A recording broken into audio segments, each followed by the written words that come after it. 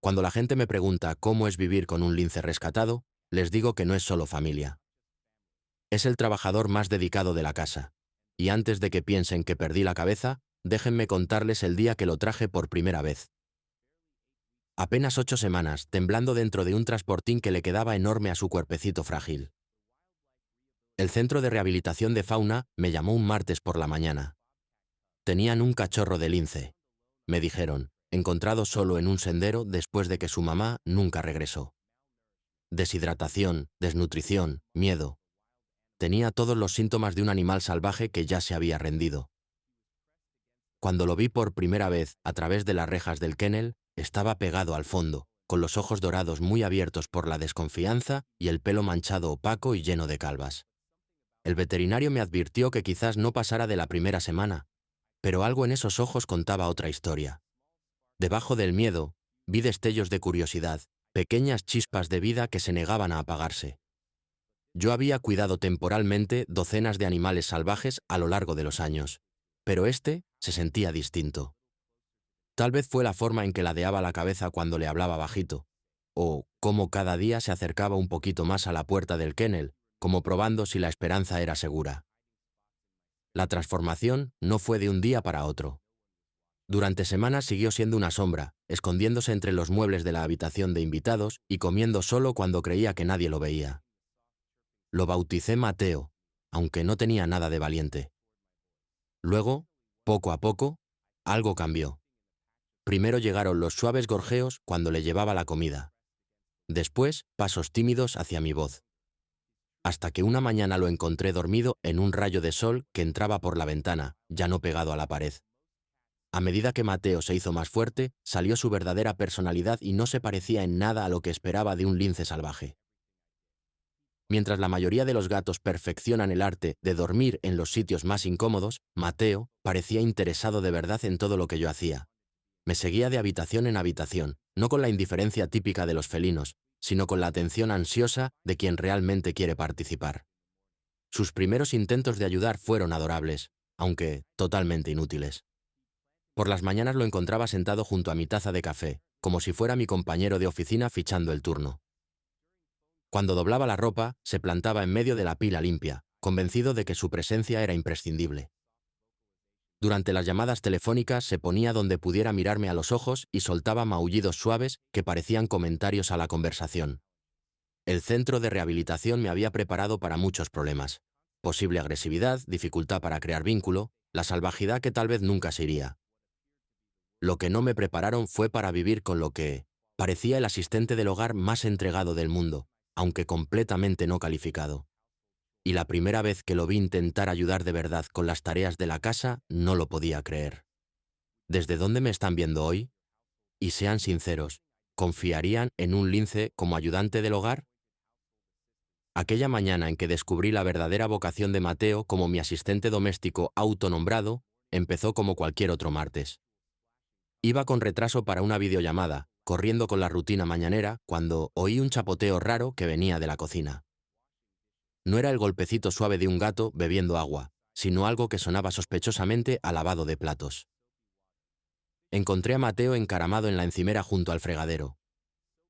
Las dos patas delanteras metidas en el agua con jabón, sacando una taza de café con la concentración de un cirujano. Tenía burbujas pegadas en los bigotes y cara de pura determinación. Cuando me vio, no salió corriendo avergonzado, como haría cualquier gato pillado en falta. Al contrario, se hinchó de orgullo, como diciendo: «Mira todo lo que hice mientras te vestías». La taza, claro, se le escapó y cayó de vuelta al fregadero con estrépito. Pero la entrega de Mateo no flaqueó. Se acomodó de nuevo y lo intentó otra vez. Esta vez logró sacar media cuchara antes de que también se le escapara. Era como ver el primer día de trabajo de alguien totalmente no calificado, pero decididísimo a dominarlo. Ese incidente me abrió los ojos a lo que llevaba pasando todo el tiempo. Las toallas de cocina que encontraba en sitios raros no eran travesuras de gato común. Mateo había estado intentando organizarlas. Los objetos de la mesa del salón que aparecían cambiados de sitio no eran inquietud. Estaba ordenando según una lógica interna, que para él tenía todo el sentido del mundo. Durante las semanas siguientes, empecé a documentar la ética laboral de Mateo. en parte para reírme yo y en parte porque nadie me iba a creer. Su forma de ayudar con la ropa era especialmente divertida. Mientras yo separaba la ropa en montones, él hacía su propia inspección, olfateaba cada prenda con detenimiento y luego la aprobaba con un tope suave de cabeza o la rechazaba mandándola a un rincón. Sus criterios seguían siendo un misterio. Camisetas limpias podían ser descartadas, pero la ropa de gimnasio del día anterior recibía aprobación entusiasta. Su dedicación con las tareas del jardín era igual de impresionante y de inútil. La primera vez que me puse a deshiervar el pequeño huerto, Mateo se colocó como supervisor, mirando atento cómo arrancaba las malas hierbas. En minutos entendió el concepto y empezó su propio proyecto de excavación al lado. Lamentablemente, para él, las malas hierbas incluían mis tomateras recién plantadas y las flores decorativas en las que me había gastado un dineral el fin de semana anterior. Lo miraba fascinada mientras cavaba con cuidado alrededor de cada planta, con movimientos precisos. Cuando arrancaba un sistema de raíces, me miraba esperando, claramente orgulloso de su aporte. Su cara se ensombrecía un poquito cuando le explicaba con suavidad que esa planta sí tenía que quedarse en la tierra, pero enseguida pasaba al siguiente candidato. Al terminar aquella sesión, mi arriate parecía rediseñado por alguien con un gusto estético muy particular. La limpieza dentro de casa traía sus propios retos y revelaciones. Mateo había estado observando mi rutina con la aspiradora con interés científico porque un día lo pillé intentando reproducirla a su manera. Descubrió que arrastrar una alfombrita pequeña por el suelo de madera producía un sonido parecido al motor de la aspiradora. Durante 20 minutos lo vi tirar de esa alfombra de habitación en habitación, parando de vez en cuando para sacudirla con fuerza antes de seguir su recorrido. Su método para organizar la vajilla mostraba una comprensión sorprendentemente avanzada de las relaciones espaciales, aunque aplicada de forma muy poco convencional. En vez de dejar los platos limpios en el escurreplatos donde yo los ponía, Mateo los recolocaba con cuidado en posiciones que para él eran más lógicas. Los platos podían acabar en el suelo junto a su comedero, por si acaso hacían falta opciones extra para comer. Las tazas aparecían alineadas en el alféizar de la ventana, perfectamente espaciadas y mirando todas al mismo lado, como una instalación artística de vasos. El baño se convirtió en otro escenario de sus iniciativas útiles. Se autonombró inspector de toallas, haciendo controles de calidad que consistían en amasarlas con las patas y a veces trasladarlas a donde él consideraba más apropiado. Las toallas limpias podían aparecer metidas en el armario del pasillo, mientras que las usadas quedaban apiladas con orden junto a la bañera, como si tuviera su propio sistema de clasificación de lavandería. Pero lo más conmovedor era su forma de hacer trabajo emocional. Mateo parecía notar cuando yo tenía días difíciles y su ayuda se intensificaba. Durante una semana especialmente estresante, con plazos de trabajo acumulados, encontraba pequeños regalos colocados estratégicamente en mi despacho. Su juguete favorito junto al teclado, una piedrecita lisa del jardín encima de mi libreta, o simplemente a él mismo, vigilando cerca como un supervisor peludo de apoyo emocional. Su entusiasmo no nacía del aburrimiento ni de las travesuras. Empecé a darme cuenta de que era algo más profundo. Un deseo genuino de aportar a nuestra vida compartida, de ganarse su lugar en este mundo humano que lo acogió cuando su mundo natural lo abandonó. Cada gesto útil era la forma de Mateo de decir gracias, de demostrar que merecía la segunda oportunidad que le habían dado. El peso emocional de esa idea me golpeó una noche tranquila, mientras doblaba ropa y él hacía su inspección habitual. Al verlo examinar cada prenda con movimientos, decididos y atención total, entendí que esto no iba de terminar tareas domésticas. Iba de pertenecer, de encontrar su rol en una estructura familiar completamente ajena a su especie, pero absolutamente esencial para su supervivencia emocional. Pero luego llegó el día en que se tomó sus responsabilidades laborales demasiado en serio.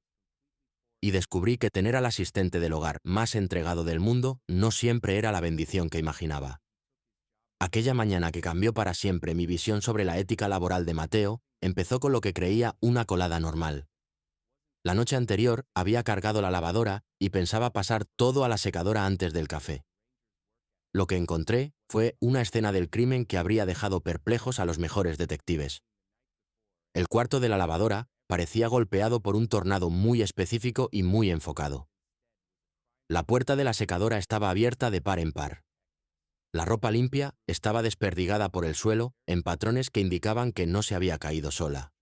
La habían colocado a propósito. Los calcetines formaban fila contra el zócalo como soldaditos de tela. Las camisetas habían sido arrastradas hasta el pasillo y depositadas a intervalos exactos, creando un camino de migas textil que llevaba a la cocina. En el centro del caos estaba sentado Mateo, con una expresión que solo puedo describir como profunda satisfacción profesional. El pecho inflado de orgullo, la cola moviéndose apenas contenida, por la emoción de quien acaba de terminar su proyecto más importante hasta la fecha. En la boca llevaba mi suéter azul favorito, que aparentemente había designado como la joya de la corona de su esfuerzo de redistribución. El suéter mostraba huellas de haber sido arrastrado largas distancias, pequeños agujeritos de sus dientes y una manga estirada al doble de su largo original. Pero la actitud de Mateo indicaba que él veía esas modificaciones como mejoras, no daños. Dejó caer el suéter a mis pies como quien presenta un trofeo de caza y se sentó sobre sus cuartos traseros, esperando claramente la alabanza que creía merecer tanto esfuerzo. Me tomó varios minutos reconstruir lo ocurrido. Al parecer, Mateo había estado vigilando mi rutina de lavandería con más atención de la que yo creía. Había notado que la ropa entraba sucia a la secadora y salía limpia, pero luego yo la abandonaba inexplicablemente en cestas en lugar de distribuirla correctamente por la casa donde obviamente pertenecía. Desde su punto de vista, él simplemente estaba terminando un trabajo que yo había dejado a medias. La cocina reveló la siguiente fase de su programa de control de calidad. Todos los platos que había lavado y dejado escurriéndose habían sido reubicados según un complejo sistema organizativo comprensible solo para él solo. Las tazas de café formaban un semicírculo perfecto alrededor de su comedero, como si planeara un servicio de bebidas. Los platos estaban apilados. Uso el término con generosidad, junto a la nevera, cada uno desplazado respecto al anterior en forma de espiral que era bastante artístico, aunque totalmente impráctico. Pero la obra maestra de la mañana la encontré al abrir el lavavajillas para meter una nueva carga. Mateo había logrado sacar a medias la bandeja inferior y se había encargado de prelavar varios platos usando un método que incluía lavado entusiasta con pata en el charquito de agua que quedaba en el fondo. Los resultados eran irregulares. Algunos platos estaban más limpios que cuando los metí, otros ahora lucían huellas de pata embarradas de control de calidad. Una montañita de jabón había sido excavada del dispensador, creando una fiesta de espuma resbaladiza multicolor por todo el suelo de la cocina. Las patas de Mateo seguían húmedas de jabón y dejaba un rastro de huellitas perfectas allá donde pisaba, como si estuviera firmando sin querer su obra. El baño tampoco se salvó. Mis artículos de aseo, cuidadosamente ordenados, habían sido reorganizados según un nuevo sistema misterioso. Los cepillos de dientes ahora vivían dentro de una taza de café traída de la cocina. El rollo de papel higiénico había sido desenrollado por completo, y luego vuelto a enrollar en forma de nido de pájaro en una esquina. Las toallas colgaban de la barra de la cortina de ducha en ángulos que desafiaban la gravedad y los principios básicos del diseño de interiores.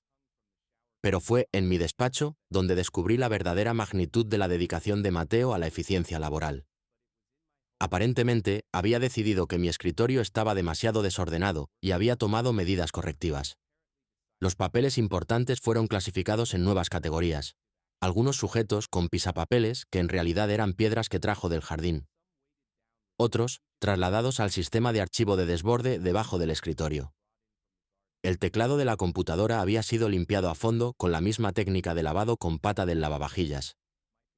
Varias teclas se pegaban un poco y la barra espaciadora llevaba la marca inconfundible de una pata de lince decidida. El ratón había desaparecido por completo. Lo encontré al final en su comedero, clasificado como juguete, que debía guardarse en la zona recreativa adecuada. Lo que más me impresionó no fue la magnitud del desastre, sino lo metódico de todo. Esto no era el caos aleatorio de un animal aburrido. Cada objeto había sido movido con intención. Cada desorden creado formaba parte de una visión organizativa mayor que tenía todo el sentido del mundo para Mateo. Había abordado la gestión del hogar como un consultor contratado para optimizar procesos y sus recomendaciones eran sin duda exhaustivas. Mientras estaba parada en mi casa transformada, haciendo inventario de la destrucción creativa a mi alrededor, no pude evitar reírme. Mateo llevaba meses observándome, catalogando mis rutinas, detectando ineficiencias y desarrollando soluciones. Que sus soluciones crearan problemas totalmente nuevos era, desde su perspectiva, irrelevante. Para él, acababa de completar la reorganización doméstica más completa de la historia. El momento cumbre llegó cuando me dejé caer pesadamente en una silla de la cocina, abrumada por la limpieza que me esperaba. Mateo vino corriendo y depositó algo a mis pies. Una cuchara perfectamente limpia del lavavajillas, presentada con el mismo orgullo que un sommelier al ofrecer un vino raro. Su cara era de pura expectativa, claramente convencido de que tanto servicio excepcional merecía gratitud. La verdad, a estas alturas debería pagarle un sueldo. Su ética laboral deja en vergüenza a la mayoría de los empleados humanos, aunque sus resultados necesiten ajustes extensos de control de calidad por mi parte. La dedicación es incuestionable, el entusiasmo contagioso y la creatividad para resolver problemas insuperable.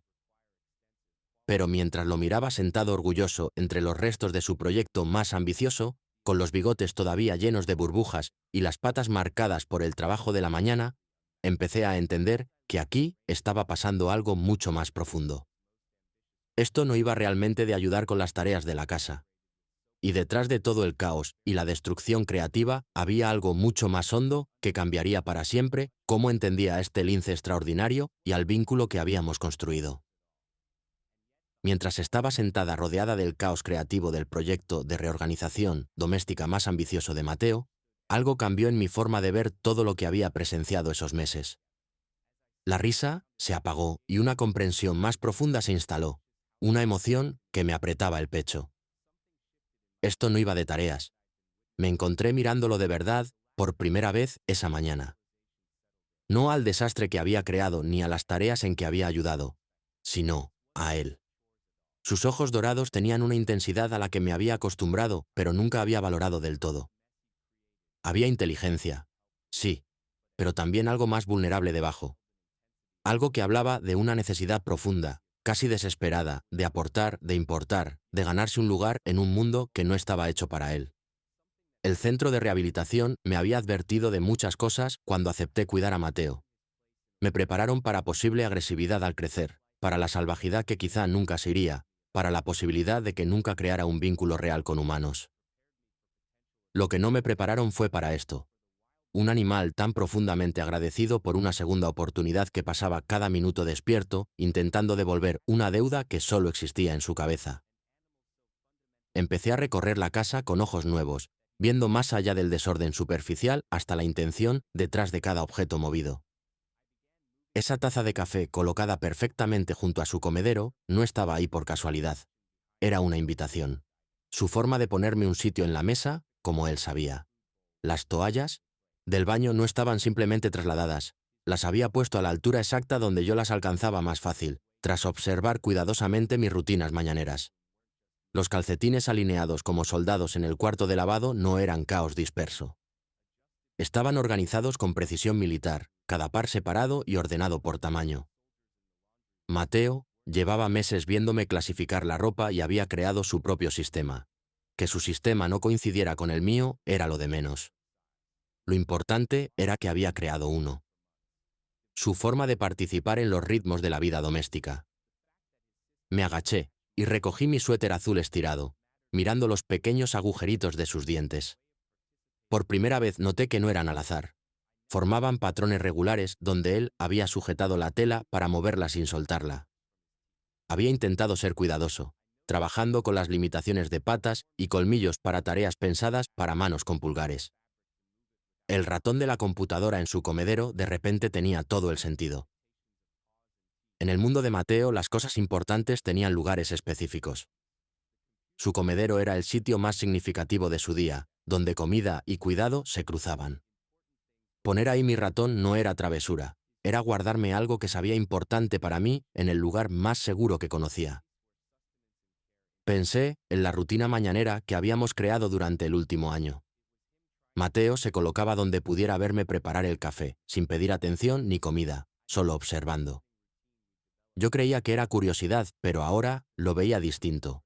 Estaba aprendiendo, memorizando mis patrones y preferencias para poder anticipar mis necesidades.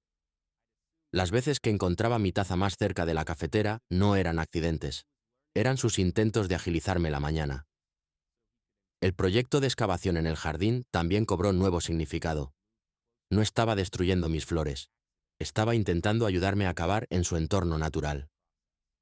Cavar era conducta productiva para él. Buscar comida, hacer refugio, marcar territorio. Al verme cavar, reconoció un trabajo importante y quiso participar. Que su participación arrancara plantas de tomate era solo un malentendido entre especies, no destrucción maliciosa. Volví a la cocina donde Mateo estaba sentado junto a su arreglo artístico de platos, ajustando de vez en cuando uno o empujando una taza para alinearla mejor. Sus movimientos eran precisos, con propósito. Esto no era el comportamiento aleatorio de una mascota aburrida. Era un artista perfeccionando su obra, un profesional orgulloso de su oficio. No solo estás intentando ayudar, ¿verdad? Le dije en voz alta, más suave de lo que pretendía. Estás intentando pertenecer. Las orejas de Mateo se inclinaron hacia adelante al oír mi voz, y se acercó con ese andar extraño de lince, mitad animal salvaje, mitad compañero doméstico. Cuando llegó a mí, no exigió caricias ni atención. Simplemente se sentó a mi lado, lo bastante cerca para que sintiera el calor de su cuerpo, y empezó ese ronroneo grave que se había convertido en la banda sonora de nuestros ratos tranquilos. Pero el ronroneo ahora sonaba distinto. Escuché capas que antes no había notado. Satisfacción, sí, pero también algo que parecía alivio. Como si mi reacción tranquila a su trabajo mañanero hubiera aprobado un examen que le preocupaba suspender. Extendí la mano y pasé los dedos por el pelo suave detrás de sus orejas, sintiendo cómo el ronroneo se hacía más fuerte. ¿Sabes qué creo?, le dije. Creo que has estado trabajando tan duro para demostrar que mereces estar aquí que te olvidaste de algo importante. Ya perteneces. Perteneciste desde el momento en que te traje a casa. Pero al decirlo, entendí la verdad más profunda. La necesidad de Mateo de contribuir no era solo para demostrarme su valor. Era para demostrárselo a sí mismo. Había entrado al mundo como animal salvaje, cuya supervivencia dependía del instinto y la independencia. Verse en un entorno doméstico le obligó a reinventar completamente su identidad y propósito.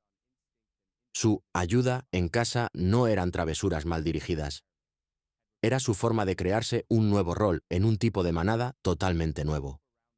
El centro de rehabilitación había logrado salvarle la vida, pero Mateo se había encargado de la tarea mucho más compleja de crear una vida que valiera la pena vivir. Cada plato reubicado, cada cajón de calcetines reorganizado, cada teclado limpiado era prueba de una adaptación extraordinaria. Un animal salvaje que no solo elegía sobrevivir en cautiverio, sino encontrar sentido y propósito dentro de él. Pensé en mi vida antes de que llegara Mateo. La casa, silenciosa, las tareas hechas en soledad, las noches solo con mis pensamientos y lo que estuviera poniendo la tele. Me decía que estaba contenta con la independencia, que prefería la simplicidad de cuidar solo de mí. Pero sentada allí en mi cocina, bellamente destruida, viendo a Mateo hacer ajustes sutiles a su instalación de vajilla, entendí algo profundo.